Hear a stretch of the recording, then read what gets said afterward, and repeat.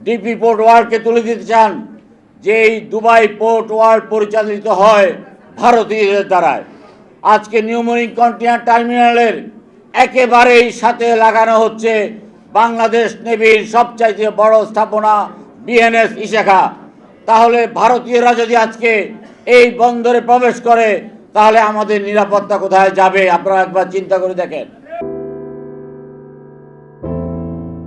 12 দলীয় জোটের উদ্যোগে আমরা তারেক রহমানের স্বদেশ প্রত্যাবর্তনের প্রতিবন্ধকতা দূরীকরণের এবং সরকারের কাছে আমরা জানতে চেয়েছি যে এই ব্যাপারে আপনারা কি পদক্ষেপ নিচ্ছেন এবং তারেক রহমানের নিরাপত্তা দেওয়ার ব্যাপারে আপনারা প্রকাশ্যে ঘোষণা দিন যে তারেক রহমান দেশে আসলে সর্বোচ্চ নিরাপত্তা দেওয়া হবে। কিন্তু আজকে 10 দিন হয়ে গেল, আপনাদের পক্ষ থেকে কোনো বক্তব্য আজ পর্যন্ত আমরা পাইনি। আমরা 5ই আগস্টে সরকার পরিবর্তন করার পরে, শেখ হাসিনা পালিয়ে যাওয়ার পরে, ডক্টর ইউনূসকে সরকার প্রধান ঘোষণা করার পরে আমরা চিন্তা করি নাই নির্বাচন নিয়ে আমাদেরকে আবার মাঠে নামতে হবে।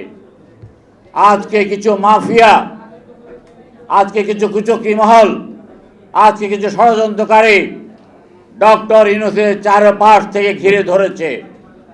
বাংলাদেশকে অস্থিতিশীল করে বাংলাদেশকে একটা লুণ্ঠনের স্বর্গরাজ্যে পরিণত করার জন্য সেই মাফিয়া চক্র, সেই বিদেশি নাগরিকরা আজকে সম্পূর্ণভাবে চেষ্টা করছে এবং ডক্টর ইউনূস তাদের ফাঁদে পা দিচ্ছে বলে আমাদের কাছে প্রতীয়মান হচ্ছে।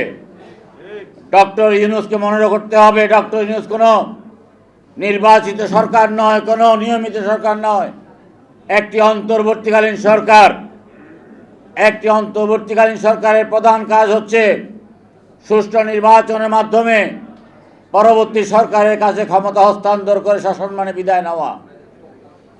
কিন্তু তিনি যেসব কাজ করছেন, তিনি যেসব চিন্তা করছেন সেটা অত্যন্ত বিপজ্জনক। সবচাইতে বিপজ্জনক হলো আজকে ওই তথাকথিত প্রেস সচিব শফিউল আলম, যার নাম আমরা আগে শুনি নাই, স্বৈরতান্ত্রিক ভাষায় কথা বলছেন, আরফাতের কণ্ঠস্বরে কণ্ঠ মিলিয়ে কথা বলছেন, হাসান মাহমুদের কথা বলছেন, ইনুর কথা বলছেন।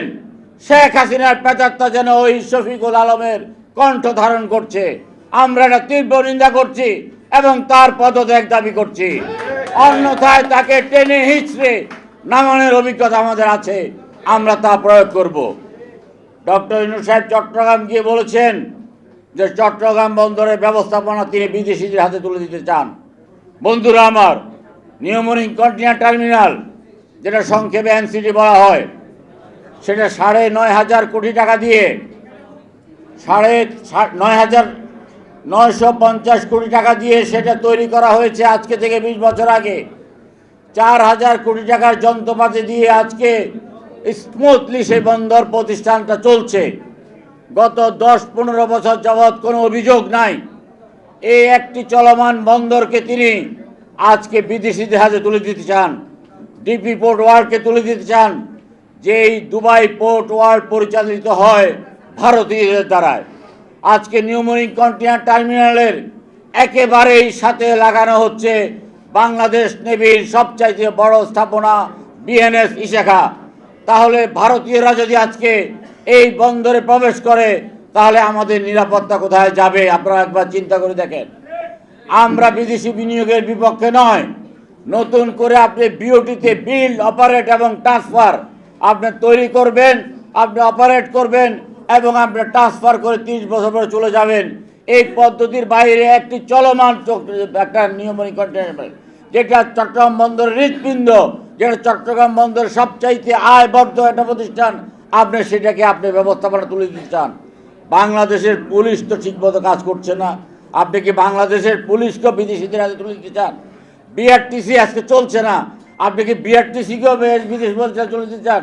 আজকে জুট মিল কর্পোরেশন চলতেছে না, আপনি কি তাকেও তুলে দিতে চান? আপনার বিপজ্জনক চিন্তা থেকে আপনি সরে আসেন। আমরা দেশীয় এন্টারপ্রেনাররা, আমরা দক্ষ, আমরা অভিজ্ঞ এবং আমরা দেশ পরিচালনা করতে জানি।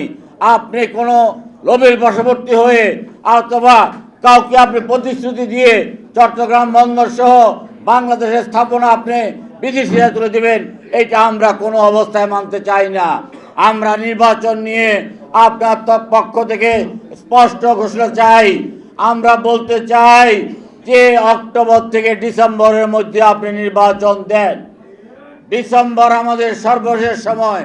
ডিসেম্বরের পরে একদিনও আপনাদেরকে আমরা ক্ষমতায় দেখতে চাই না, বাংলাদেশের জনগণ ক্ষমতায় দেখতে চায় না। আপনারা ইতিমধ্যে গত 9 মাসে আপনাদের কোনো কিছুই দৃশ্যমান নয়। বাংলাদেশে একটা সরকার আছে এ কথা আমরা বলতে রাজি নই, আমরা মানতে রাজি নই। সারা দেশটাকে আপনি একটা অগ্নিকুণ্ডে পরিণত করেছেন ডক্টর ইউনূস সাহেব। সময় থাকতে হুঁশিয়ার হয়ে যান। আপনি একজন বৃদ্ধ লোক, আপনার অনেক বয়স হয়েছে, আপনি অনেক কিছু ইতিমধ্যে হাসিল করে ফেলেছেন। আপনি আদম ব্যাপারী লাইসেন্স নিয়েছেন, আপনি গ্রামীণ ইউনিভার্সিটি নিয়েছেন, গ্রামীণ এভিয়েশন নিয়েছেন, গ্রামীণ ব্যাংকের শেয়ার আপনি বাড়ি নিয়েছেন, গ্রামীণ ব্যাংকের আপনি সুদ মুকুব করেছেন। আগামীতে গ্রামীণ ব্যাংকের কোনো ট্যাক্স দিতে হবে না 5 বছর পর্যন্ত, আপনি সেটা করেছেন। গ্রামীণ ব্যাংক আগে গ্রামে কাজ করত, এখন শহরেও কাজ করবে। আপনি আমার সমস্ত জিনিসগুলো আদায় করছেন, কিন্তু জনগণের গণতান্ত্রিক অধিকার আপনি দিচ্ছেন না, জনগণের ভোটাধিকার আপনি দিচ্ছেন না। জনগণ 17 বছর পর্যন্ত এই ভোটের জন্য লড়াই করছে। ইনশাআল্লাহ আমরা যদি এই শেখ হাসিনার মতো একটা প্রেতাত্মাকে, শেখ হাসিনার মতো একটা নিষ্ঠুর মহিলাকে, শেখ হাসিনার মতো একটা মানসিক রোগীকে আমরা যদি ক্ষমতা থেকে টেনে হিসেবে নামাতে পারি, আপনাকেও ক্ষমতা থেকে টেনে হিসেবে নামানো আমাদের জন্য কোনো বিষয় না। আমাদেরকে আপনি সেই পথে ধাবিত করবেন না।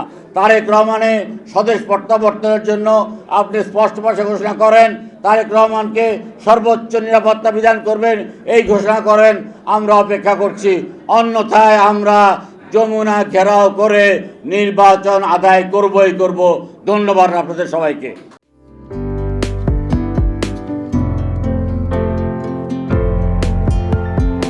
পহেলা জানুয়ারি 2025 ইউটিউব জার্নালিজমের অগ্রদূত changetv.press 6 বছর পেরিয়ে পা রাখল গর্বিত আমি অত্যন্ত আনন্দিত হলাম যে চেঞ্জ টিভি আগামী কয়েকদিনের মধ্যেই 6 বছর পূর্ণ করবে।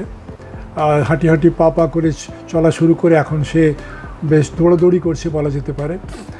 ও নামটাও অত্যন্ত বলবো যে সিগনিফিকেন্ট, যে চেঞ্জ, এই গণঅভ্যুত্থান কিন্তু চেঞ্জ চেয়েছে। সেই হিসেবে তোমার টেলিভিশনের, তোমার এই চ্যানেলের নামের একটা যথেষ্ট মিল পাওয়া যায়। আমার প্রত্যাশা যে এই গণঅভ্যুত্থানের যে প্রত্যাশা, যে আশা আকাঙ্ক্ষা, চেঞ্জ টিভি সেটিকে এগিয়ে নিয়ে যাবে। তোমাকে শুভেচ্ছা। চেঞ্জ টিভি যারা সম্পৃক্ত আছেন, যারা কর্মী আছেন, সামনে পেছনে সকলকে আমার শুভেচ্ছা। changetv.press এক ফোঁটা হলুদ নেই। Online TV channel change TV 6 বছর ধরে ওনারা কাজ করে যাচ্ছেন। ইতিমধ্যে জনগণের হৃদয়ে স্থান করে নিয়েছেন। প্রায় 22 লাখ সাবস্ক্রাইবার আছে এর। আর যে কোনো অনুষ্ঠান 10 লাখের মতো মানুষ এটা প্রতিদিন মানুষ দেখে থাকে। আমিও এই চ্যানেল নিয়মিত দেখি। তো চেঞ্জ টিভির পক্ষে আমিরুল মোমিনিন মানিক সাহেবের উপস্থাপনা, প্রশ্নের ধরন, এগুলো জনগণ দেখতে চায়, শুনতে চায়। আমি চেঞ্জ টিভির উত্তরোত্তর সমৃদ্ধি কামনা করছি। changetv.press এক ফোঁটা হলুদ নেই। চেঞ্জ টিভি, তো আমি তাদেরকে আমার অসংখ্য শুভেচ্ছা জানাচ্ছি, কারণ তারা যে ভূমিকা রেখেছে এই সময়, একটা কঠিন সময় ছিল, সেটাতে যেমন ভূমিকা রেখেছে, এমনকি 5ই আগস্টের পরে নতুন বাংলাদেশেও তারা তাদের সেই তীক্ষ্ণ একটা সমালোচনামূলক এবং যেটাকে আমি গঠনমূলক বলবো সেরকম একটা ভূমিকা রাখছেন। তো সেক্ষেত্রে আমরা মনে করি যে এই ভূমিকা আমাদের দরকার, আমরা চাই এটা থাকুক এবং আরও যেন সমৃদ্ধ হয়। নতুন বাংলাদেশ নির্মাণে আমরা চাই যে চেঞ্জ টিভি যে সমালোচনাগুলো করছে বা যেগুলো আমরা তুলে ধরছেন, সেটা এমন করে করবেন যেন আমরা সেখান থেকে শিখতে পারি এবং সবাই মিলে যেন আমরা নতুন বাংলাদেশকে সত্যিকার অর্থে বৈষম্য বিহীন একটা সমাজ গড়ে তুলতে পারি, সেটা আপনারা সহজ চেষ্টা করুন। changeTV.press এক ফোঁটা হলুদও নেই। আগামী জানুয়ারি মাসের 1 তারিখে আপনারা 6 বছর পূর্ণ করতে যাচ্ছেন। আপনাদেরকে শুভেচ্ছা জানাচ্ছি, আন্তরিক ধন্যবাদ জানাচ্ছি। আমি আশা করব চেঞ্জ টিভি অতীতে যে বলিষ্ঠ ভূমিকা পালন করেছে, আগামীতেও আপনারা সেই বলিষ্ঠ ভূমিকা পালন করবেন। আমি আমার এলডিপির পক্ষ থেকে, মুক্তিযোদ্ধাদের পক্ষ থেকে আপনাদেরকে আন্তরিক মোবারকবাদ জানাচ্ছি, শুভেচ্ছা জানাচ্ছি। আশা করি দিন দিন আপনারা উন্নতির শিখরে এগিয়ে যাবেন। ধন্যবাদ। changeTV.press এক ফোঁটা হলুদও নেই। অতীতে সরকারের আমলে 10 বছর আমি কোনো ব্যবসা করতে পারিনি। আমার ব্যবসা বন্ধ করার জন্য যত রকম দরকার সব কাজই করেছে, শুধু একটাই বাকি রেখেছে, আমি গুটিয়ে নিয়ে যাইনি। নয়া দিগন্তর মাধ্যমে যাদেরকে আমরা চেষ্টা করেছি সার্ভিস দেওয়ার জন্য, এরা আমাদের অনেকেই খোঁজখবর রেখেছে, ব্যস্ততার জন্য হয়তো দেখা সাক্ষাৎ হয় না, কিন্তু আমি একজনকেই পেয়েছি। তিনি হলেন চেঞ্জ টিভির আমিরুল মোমিন মানিক। উনি এক সময় দিগন্ততে ছিল, সেই হিসাবে আমাদের জানাশোনা ছিল। ওনার একটা ইন্টারভিউতে আমার খুব পছন্দ হয়েছে, সেজন্য আমি ওনাকে 10:30টার সময় ফোন করেছি। উনি উত্তরে বললেন, গলাটা খুব পরিচিত। প্রথমে হয়তো নামটা বুঝে সারেননি, আমার নামটা খেয়াল করতে, আমি সাথে সাথে নাম বলেছি এবং বলল যে 3 দিনের মধ্যে আপনার সাথে আমি দেখা করব। ওনার কমিটমেন্ট অনুযায়ী সেইভাবে এসছে এবং উনি বলছে আপনার যত দুঃখের কথা সব বলেন, আমি প্রচার করব। আমি সত্যি সত্যি ওনার কাছে খুবই কৃতজ্ঞ। আমার মনে যেসব ক্ষোভ আছে, যেসব দানা বেঁধে আছে, আমি কিছুটা হালকা হয়েছি ওনার সাহায্যে। আমি চেঞ্জ টিভির উত্তরোত্তর সমৃদ্ধি কামনা করি এবং ভবিষ্যতে যেন আমার মতো একজন নাম না জানা লোককে চেঞ্জ টিভির সামনে এনে তাকে যেন উদ্বুদ্ধ করে। changeTV.press এক ফোঁটা হলুদও নেই।